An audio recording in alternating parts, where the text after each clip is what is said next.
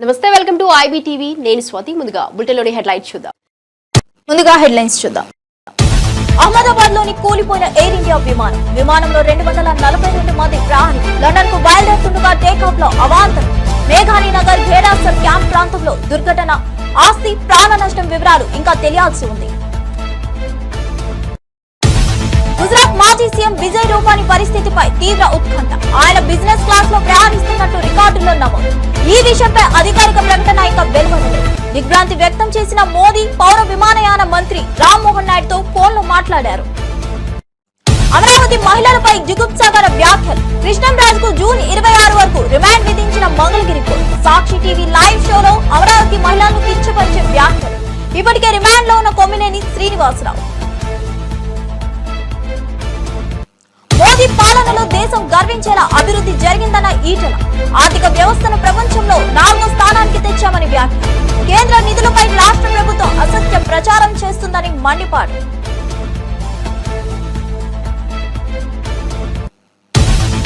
CM Revanth పై అనుచిత వ్యాఖ్యలు చేశారంటూ బాల్మూరి వెంకట్ ఫిర్యాదు. కేటీఆర్, కౌశిక్ రెడ్డిలపై చర్యలు తీసుకోవాలని డిమాండ్. సీఎం ప్రభుత్వ ప్రతిష్ట దెబ్బతీస్తున్నారని మండిపాడు.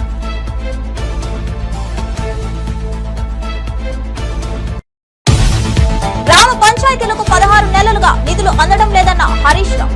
నిధుల కేటాయింపుల్లో ప్రభుత్వం విఫలమైందని మండిపాటు. టీఆర్ఎస్ ప్రభుత్వం క్రమం తప్పకుండా నిధులు విడుదల చేసిందని వ్యాఖ్య.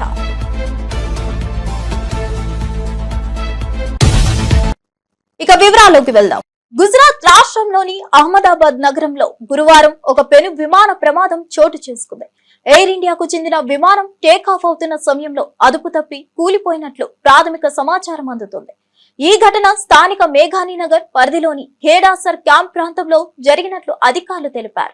ప్రమాద సమయంలో విమానంలో 242 మందికి పైగా ప్రయాణికులు ఉన్నట్లు తెలిసింది. అహ్మదాబాద్ విమానాశ్రయం నుంచి లండన్ కు బయలుదేరేందుకు సిద్ధమైన ఎయిర్ ఇండియా విమానం టేకాఫ్ ప్రక్రియలో ఉండగా ఈ దుర్ఘటన సంభవించింది.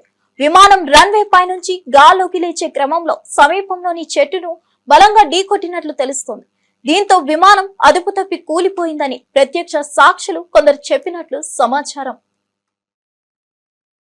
గుజరాత్ లోని అహ్మదాబాద్ లో గురువారం మధ్యాహ్నం ఎయిర్ ఇండియా విమానం కుప్పకూలింది. ఎయిర్ ఇండియాకు చెందిన బోయింగ్ 787 డ్రీమ్ లైనర్ విమానం AI-171 అహ్మదాబాద్ లోని సర్దార్ వల్లభాయ్ పటేల్ అంతర్జాతీయ విమానాశ్రయం నుంచి మధ్యాహ్నం 1:38 లండన్ గ్యాట్విక్ కి టేకాఫ్ అయింది. అయితే గాల్లోకి ఎగిరిన కేవలం 5 నిమిషాల వ్యవధిలోనే విమానం కుప్పకూలింది. ప్రమాద వార్త తెలియగానే సహాయక బృందాలు, అగ్నిమాపక సిబ్బంది హుటాహుటిన ఘటన స్థలానికి చేరుకొని సహాయక చర్యలు చేపట్టారు.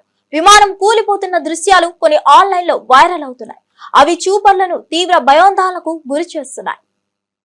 గుజరాత్ లోని అహ్మదాబాద్ లో జరిగిన ఎయిర్ ఇండియా విమాన ప్రమాద ఘటనపై ప్రధాని మోదీ తీవ్ర దిగ్భ్రాంతి వ్యక్తం చేశారు. ఈ దుర్ఘటన గురించి తెలిసిన వెంటనే ఆయన కేంద్ర పౌర విమానయాన శాఖ మంత్రి రామ్మోహన్ నాయుడుతో గురువారం ఫోన్లో మాట్లాడారు. ప్రమాద వివరాలు, సహాయక చర్యల పురోగతిని అడిగి తెలుసుకున్నారు. ఈ విషయాన్ని మంత్రి రామ్మోహన్ నాయుడు కార్యాలయం అధికారికంగా వెల్లడించింది. క్షేత్రస్థాయిలో సహాయక పునరావాస కార్యక్రమాలను స్వయంగా పర్యవేక్షించేందుకు తాను తక్షణమే అహ్మదాబాద్ కు బయలుదేరుతున్నట్లు మంత్రి రామ్మోహన్ నాయుడు ప్రధానికి వివరించారు. దీనిపై స్పందించిన ప్రధాని మంత్రి ప్రమాద బాధితులకు అవసరమైన అన్ని రకాల సహాయ సహకారాలను వెంటనే అందించాలని మంత్రికి స్పష్టమైన ఆదేశాలు జారీ చేశారు. అంతేకాకుండా పరిస్థితిని ఎప్పటికప్పుడు తనకు తెలియజేస్తూ ఉండాలని సూచించారు. గుజరాత్ లోని అహ్మదాబాద్ లో ఎయిర్ ఇండియాకు చెందిన బోయింగ్ 787 డ్రీమ్ లైనర్ విమానం AI-171 టేకాఫ్ అయిన కొద్ది నిమిషాలకే కుప్పకూలిన ఘటన తీవ్ర విషాదం కలిగించింది. ఈ దుర్ఘటనలో గుజరాత్ మాజీ ముఖ్యమంత్రి విజయ్ రూపానీ కూడా ప్రయాణిస్తున్నట్లు మీడియా పరంగా నిర్ధారణ అయింది. అయితే ఈ విషయంపై అధికారిక ప్రకటన ఇంకా వెలువడలేదు. సర్దార్ వల్లభాయ్ పటేల్ అంతర్జాతీయ విమానాశ్రయం నుంచి బయలుదేరిన ఈ విమానం సమీపంలోని మేఘాని ప్రాంతంలో కూలిపోయినట్లు అధికారులు తెలిపారు. ప్రమాదం జరిగిన వెంటనే విమానం నుంచి దట్టమైన నల్లటి పొగలు ఆకాశాన్ని కమ్మేశాయి. సుదూర ప్రయాణానికి సరిపడా ఇంధనం నిండుగా ఉండడంతో విమానం నేల కూలిన వెంటనే భారీగా మంటలు చెలరేగాయని ప్రత్యక్ష సాక్షులు తెలిపారు. ఈ మంటల కారణంగా సహాయక చర్యలకు తీవ్ర ఆటంకం ఎదురవుతుంది. రాజధాని అమరావతి మహిళల ఆత్మ గౌరవాన్ని కించపరిచేలా తీవ్ర వ్యాఖ్యలు చేశారన్న ఆరోపణలు ఎదుర్కొంటున్న పాత్రికేయుడు రాజుకు మంగళగిరి కోర్టు 14 రోజుల జ్యుడిషియల్ రిమాండ్ విధించింది. ఈ మధ్యాహ్నం ఆయన కోర్టులో హాజరుపరచుగా ఇరు వర్గాల వాదనలు విన్న న్యాయమూర్తి ఈ నెల 26వ తేదీ వరకు రిమాండ్ విధిస్తూ ఉత్తర్వులు జారీ చేశారు. దీంతో కృష్ణంరాజును గుంటూరు జిల్లా జైలుకు తరలించారు. సాక్షి టీవీ ఛానల్లో ఈ నెల 6వ తేదీన ప్రసారమైన కేఎస్ఆర్ లైవ్ షో అనే చర్చా కార్యక్రమంలో వివిఆర్ కృష్ణంరాజు పాల్గొన్నారు. ఈ సందర్భంగా అమరావతి మహిళల గురించి ఆయన చేసిన వ్యాఖ్యలు తీవ్ర వివాదాస్పదమయ్యాయి. అమరావతి వేశ్యల రాజధాని అన్నారు. ఆ వ్యాఖ్యలు మహిళల ఆత్మ గౌరవాన్ని దెబ్బతీసేలా అత్యంత హేయంగా ఉన్నాయంటూ రాష్ట్ర వ్యాప్తంగా తీవ్ర నిరసనలు వ్యక్తమయ్యాయి. పలు పోలీస్ స్టేషన్లలో ఆయనపై ఫిర్యాదులు కూడా అందాయి. అహ్మదాబాద్ లో జరిగిన భయానక విమాన ప్రమాదం కలకలం రేపుతోంది. మెడికల్ కాలేజీ హాస్టల్ మెస్ భవనంపై విమానం కూలిపోయిన ఘటనలో అహ్మదాబాద్ లో జరిగిన భయానక విమాన ప్రమాదం కలకలం రేపుతోంది. మెడికల్ కాలేజీ హాస్టల్ మెస్ భవనంపై విమానం కూలిపోయిన ఘటనలో అనేక మంది విద్యార్థులు ప్రాణాలు కోల్పోయినట్లు అధికారులు ధృవీకరించారు. ప్రమాదం జరిగిన వెంటనే రక్షణ బృందాలు, అగ్నిమాపక సిబ్బంది ఘటనా స్థలానికి చేరుకొని సహాయక చర్యలు చేపట్టాయి. మృతుల సంఖ్య పెరిగే అవకాశం ఉండడంతో ఆసుపత్రిలో అతి తక్కువ సమయానికే అత్యవసర వైద్యం అందించేందుకు ఏర్పాట్లు చేశారు. ప్రమాదానికి గల కారణాలపై విచారణ ప్రారంభమైంది. రాష్ట్ర ప్రభుత్వం శోకం వ్యక్తం చేస్తూ బాధిత కుటుంబాలకు మద్దతుగా ఉన్నట్లు ప్రకటించింది. ఈ ఘటన దేశవ్యాప్తంగా తీవ్ర దిగ్భ్రాంతిని కలిగించింది. గ్రామ పంచాయతీలను పూర్తిగా నిర్లక్ష్యం చేస్తున్నారని సీఎం రేవంత్ రెడ్డి నేతృత్వంలోని కాంగ్రెస్ ప్రభుత్వంపై బీఆర్ఎస్ ఎమ్మెల్యే మాజీ మంత్రి హరీష్ రావు తీవ్రంగా ధ్వజమెత్తారు. గత 16 నెలలుగా పంచాయతీలకు రాష్ట్రం నుంచి నిధులు విడుదల చేయకపోవడంతో గ్రామాలు తీవ్రంగా నష్టపోతున్నాయన్నారు. డీజిల్ సదుపాయం లేక పంచాయతీ ట్రాక్టర్లు నిలిచిపోయాయని, కార్యదర్శులు తాళాలను అధికారుల వద్దకు అప్పగించే పరిస్థితి వచ్చిందని ఆవేదన వ్యక్తం చేశారు. ఎక్స్ వేదికగా పోస్ట్ చేసిన హరీష్, ప్రభుత్వం మారితే మార్పు వస్తుందని కాంగ్రెస్ చెప్పింది, కానీ పల్లెల్లో కనిపిస్తున్న దుస్థితి ఇదేనా ఆ మార్పు అంటూ రేవంత్ రెడ్డిని ప్రశ్నించారు. గ్రామ స్వరాజ్యానికి నిధులు కేటాయించడంలో ప్రభుత్వం విఫలమైందని, ఇది మార్పు కాదు మోసమని ఎద్దేవా చేశారు. పంచాయతీ వ్యవస్థను బలోపేతం చేయాల్సిన సమయంలో ఇటువంటి చర్యలతో గ్రామాలు చీకటి గడులు ఎదుర్కొంటున్నాయని హెచ్చరించారు. ప్రజలు గెలిచి ప్రజాపాలన ప్రారంభమై నేటికి ఏడాది పూర్తయిందని మంత్రి నారా లోకేష్ వెల్లడించారు. ఈ సందర్భంగా ప్రభుత్వం ప్రతిష్టాత్మకంగా తీసుకొచ్చిన తల్లికి వందనం పథకాన్ని ఈ రోజు నుంచి ప్రారంభిస్తున్నట్లు తెలిపారు. ప్రతి తల్లికి వారి ఖాతాలో నేరుగా నగదు జమ చేయబోతున్నామని స్పష్టం చేశారు. ఒక్కో ఇంట్లో ఎంతమంది పిల్లలు ఉన్నా అందరికీ తల్లికి వందనం పథకం వర్తిస్తుందని అన్నారు. ఎన్నికల హామీని అమలు చేస్తూ ప్రభుత్వం తల్లుల గౌరవాన్ని కాపాడే దిశగా ముందడుగు వేసిందన్నారు. ఈ పథకం ప్రారంభం తల్లుల ఆశీర్వాదంతో రాష్ట్ర అభివృద్ధికి బీజం పడిన రోజు అవుతుందన్నారు. ఒక ఉద్యోగాల విషయంలో చూస్తే మెగా డిఎస్సి ఏర్పాటు చేసి ఏకంగా 16,347 పోస్టులు ఈరోజు ప్రజాప్రభుత్వం భర్తీ చేస్తుంది. ఈ మెగా డిఎస్సిని ఎట్టి పరిస్థితులు ఆపాలని ప్రతిపక్ష పార్టీ సుమారుగా 24 కేసులు, ఈ రోజుతో 24వ కేసు కూడా డిస్మిస్ అయింది సుప్రీంకోర్టులో. 24 కేసులు వేశారు. అయినా అవన్నీ తట్టుకుని డిఎస్సి ప్రక్రియ మేము పూర్తి చేస్తున్నాం. గడిచిన 10 సంవత్సరాల్లో రాని పెట్టుబడులు ఈ సంవత్సరంలో తీసుకొస్తాం జరిగింది.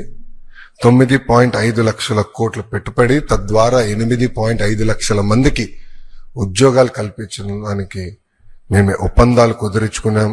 అనేక దశల్లో ఆ ఇన్వెస్ట్మెంట్స్ ఉన్నాయి. డొమెస్టిక్ ఇన్వెస్ట్మెంట్స్ లో చూస్తే ఈరోజు భారతదేశంలోనే ఆంధ్ర రాష్ట్రం నంబర్ 1 ఉంది. 16% డొమెస్టిక్ ఇన్వెస్ట్మెంట్స్ లో ఆంధ్ర రాష్ట్రానికి వస్తాం జరిగింది. దాంట్లో భాగంగా TCS, LG, NTPC green, ఆసిలర్ Mittal, BPCL, Reliance, renew power లాంటి సంస్థలు ఈరోజు ఆంధ్ర రాష్ట్రంలో పెట్టుబడులు పెట్టడానికి ముందుకు వచ్చినాయి.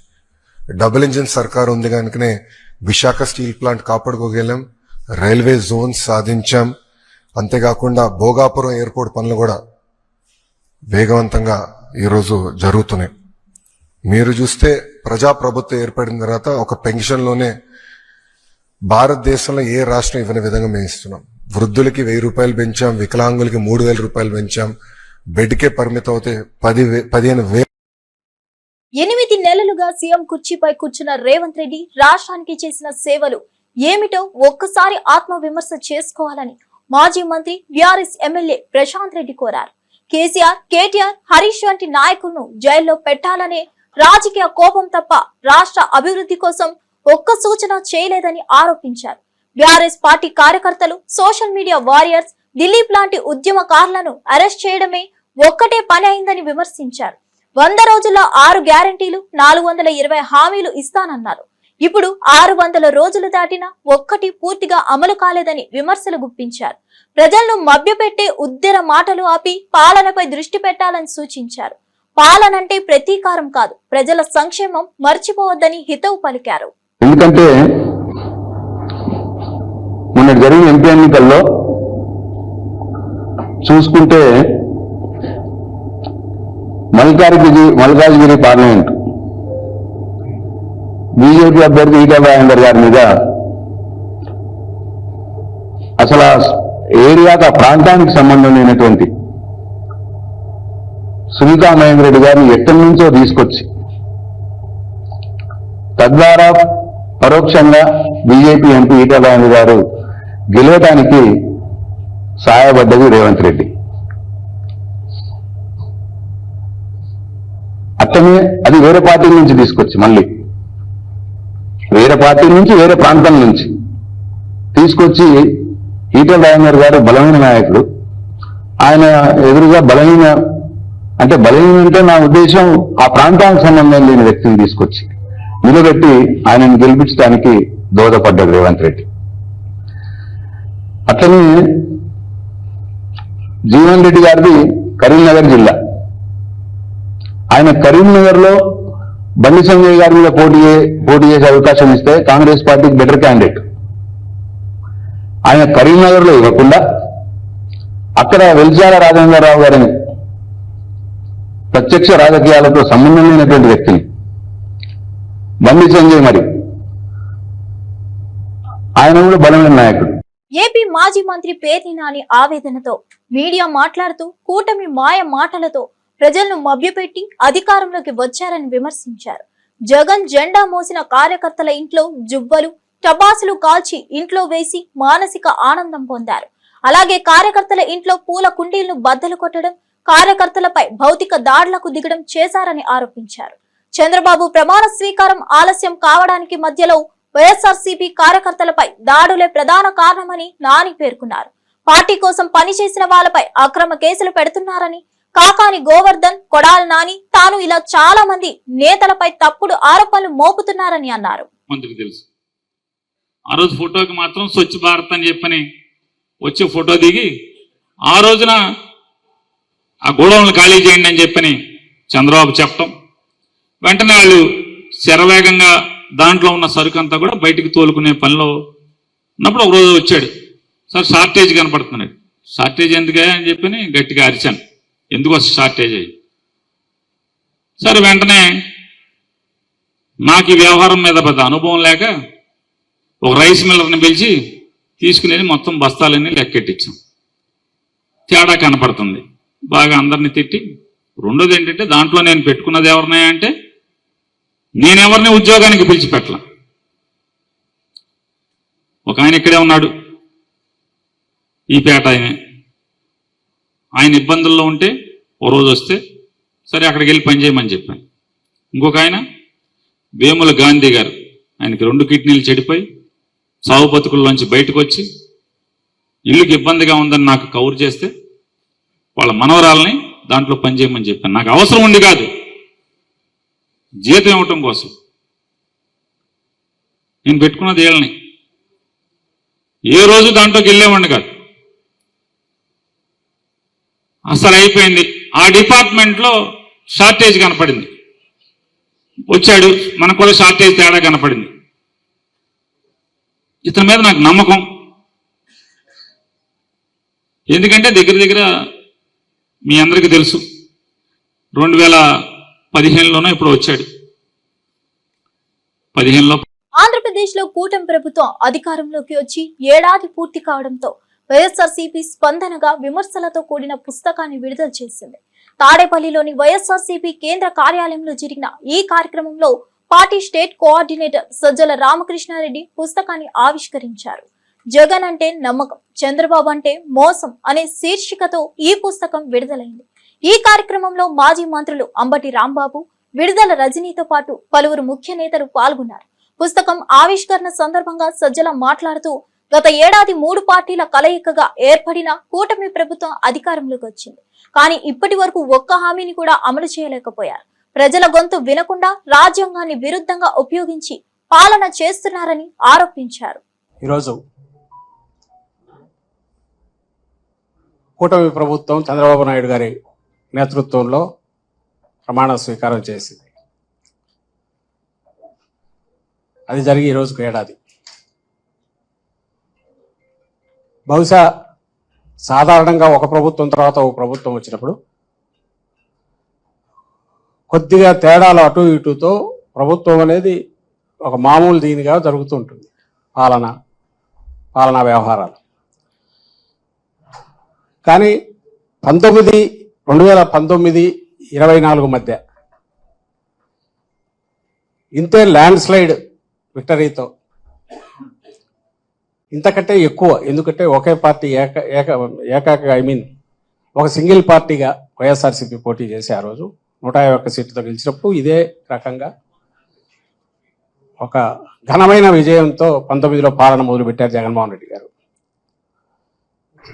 సో అప్పటికి ఒక గేటురాయి ఏర్పాటు చేశారు, ఒక కొలమానం కొలబద్ద 19-24 మధ్య తన పాలనతో జగన్మోహన్ రెడ్డి గారు.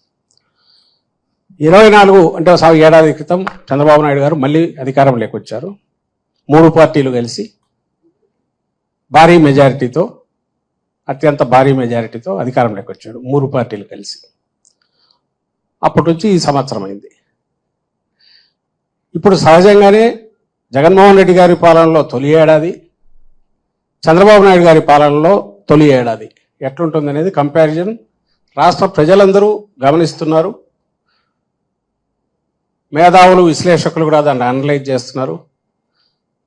సహజంగానే అంతటి ఘనమైన పాలన అందించిన పార్టీగా వైఎస్ఆర్సీపీ ఈరోజు ఈ రెండింటిని బేరీజు వేసి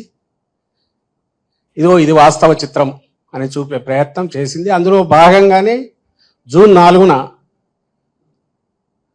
ఒక్క హామీని కూడా నిలబెట్టుకోకుండా పూర్తిగా అలవిగాని హామీలు ఇచ్చి భ్రమలో పెట్టి చంద్రబాబు నాయుడు గారు అధికారంలోకి వచ్చారు అని ముందు నుంచి చెప్తున్నాము.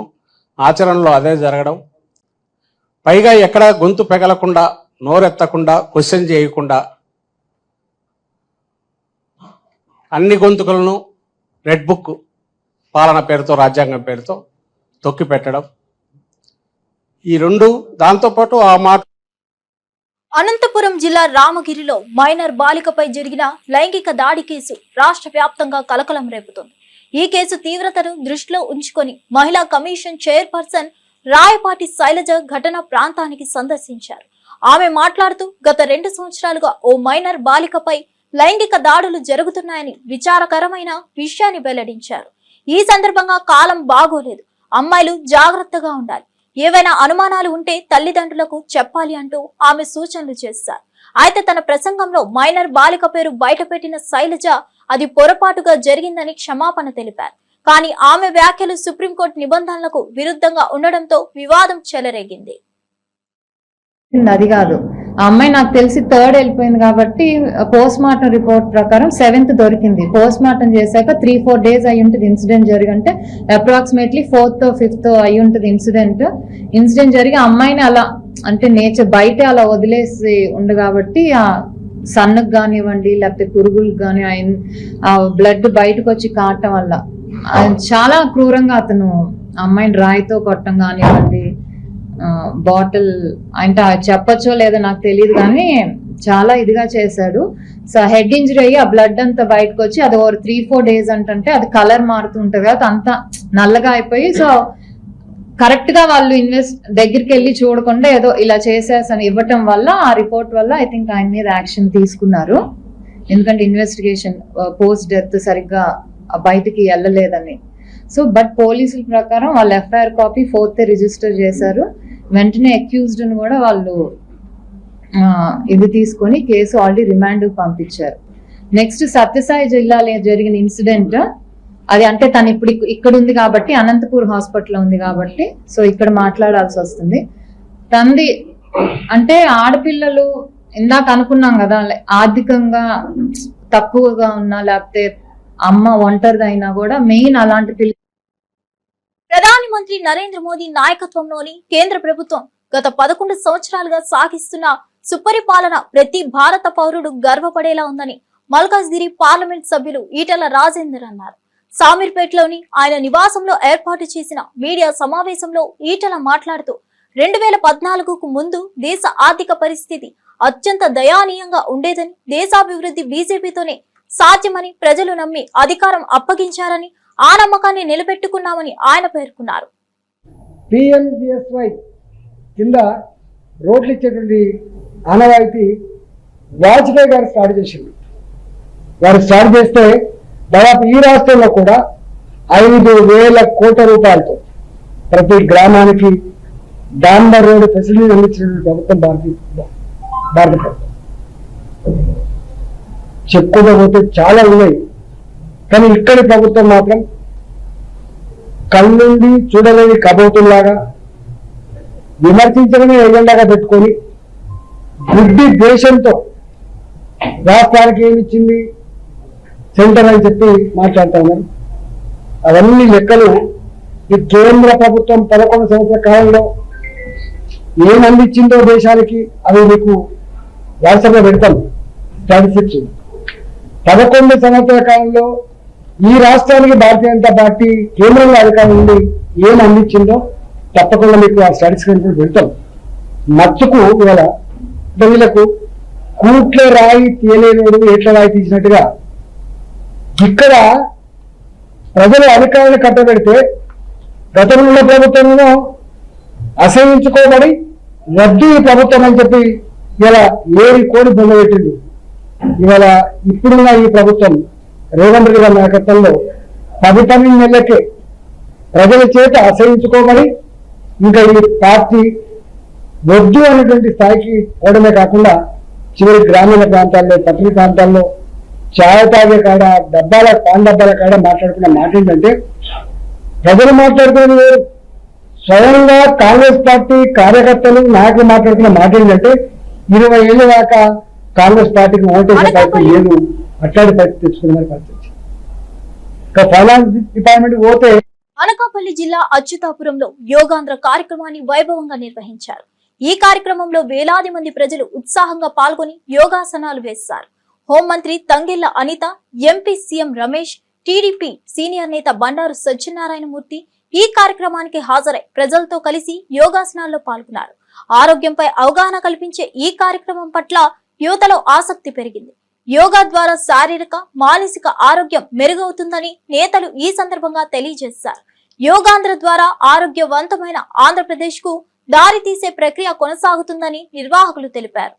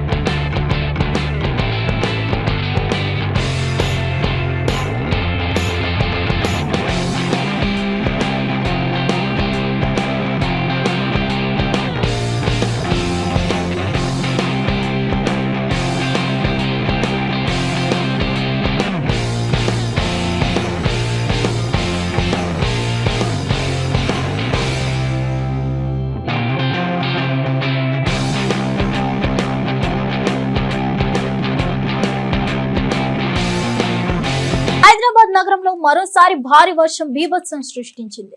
ఉరుములు, మెరుపులతో కూడిన వర్షానికి పలు లోతట్టు ప్రాంతాలు జలమయమయ్యాయి. ముఖ్యంగా చందానగర్లోని ప్రైవేట్ ఆసుపత్రులు, వాణిజ్య సముదాయాల సెల్లాలలోకి భారీగా వరద నీరు చేరింది. అందుకోసం 10కి పైగా ట్రాక్టర్లతో సుమారు 3 గంటల పాటు సిబ్బంది శ్రమించి నీటిని తోడుతున్నారు. వర్షం తీవ్రతకు సంబంధించి వీడియోలు ప్రస్తుతం సోషల్ మీడియాలో వైరల్ అవుతున్నాయి. ఆసుపత్రులు, క్లినిక్స్ లోకి నీరు చేరడంతో వైద్యం అవసరమున్న రోగులు తీవ్ర ఇబ్బందులు ఎదుర్కొంటున్నారు. జీహెచ్ఎంసీ అధికారులు వెంటనే స్పందించి సహాయక చర్యలు ప్రారంభించారు. నగర వర్షాలపై ముందు జాగ్రత్త చర్యలు తీసుకోవాలన్న డిమాండ్ ప్రజల్లో మొదలైంది. అహ్మదాబాద్ లోని కూలిపోయిన ఎయిర్ ఇండియా విమానంలో 242 మంది ప్రయాణికులు లండన్ కు బయలుదేరుతుండగా టేకాఫ్ లో అవాంతరం. మేఘాని నగర్ గేడాసర్ క్యాంప్ ప్రాంతంలో దుర్ఘటన. ఆస్తి, ప్రాణ నష్టం వివరాలు ఇంకా తెలియాల్సి ఉంది. గుజరాత్ మాజీ సీఎం విజయ్ రూపానీ పరిస్థితిపై తీవ్ర ఉత్కంఠ. ఆయన బిజినెస్ క్లాస్ లో ప్రయాణిస్తున్నట్టు రికార్డుల్లో నమోదు.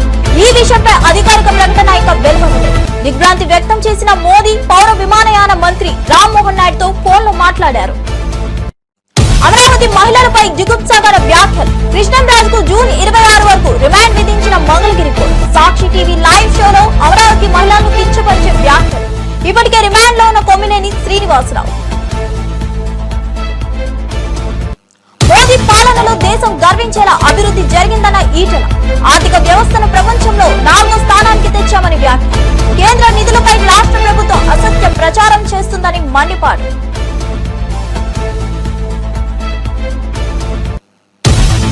సీఎం రేవంత్ పై అనుచిత వ్యాఖ్యలు చేశారంటూ బాల్మూరి వెంకట్ ఫిర్యాదు. కేటీఆర్, కౌశిక్ రెడ్డిలపై చర్యలు తీసుకోవాలని డిమాండ్. సీఎం ప్రభుత్వ ప్రతిష్ట దెబ్బతీస్తున్నారని మండిపాడు.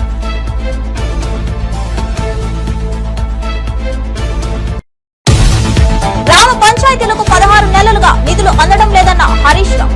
నిధుల కేటాయింపుల్లో ప్రభుత్వం విఫలమైందని మండిపాడు. టీఆర్ఎస్ ప్రభుత్వం క్రమం తప్పకుండా నిధులు విడుదల చేసిందని వ్యాఖ్య.